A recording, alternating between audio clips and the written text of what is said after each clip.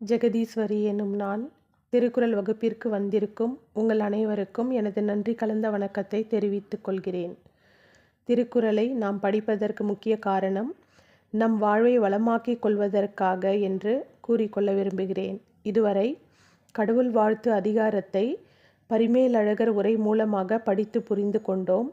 இனி வான் சிறப்பு அதிகாரத்திற்குள் செல்வோம்.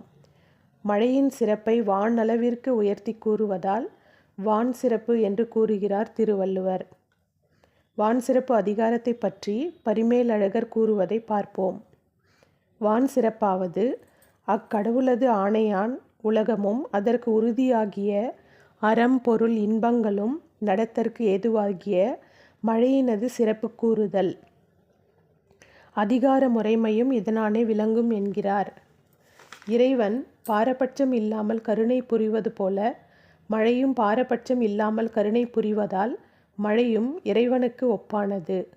இறைவனின் கட்டளையால் மழை பெய்து உலகத்தில் உள்ள உயிர்களிடத்தில் அறம் பொருள் இன்பம் முதலியவை தழைத்தோங்கும் என்கிறார்.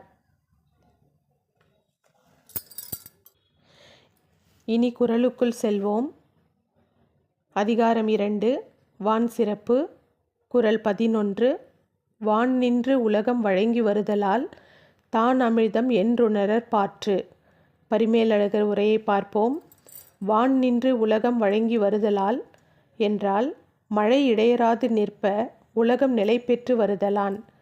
தான் அமிழ்தம் என்று உணரற் பாற்று என்றால் அம்மழைதான் உலகிற்கு அமிழ்தம் என்று உணரும் பான்மையை உடைத்து.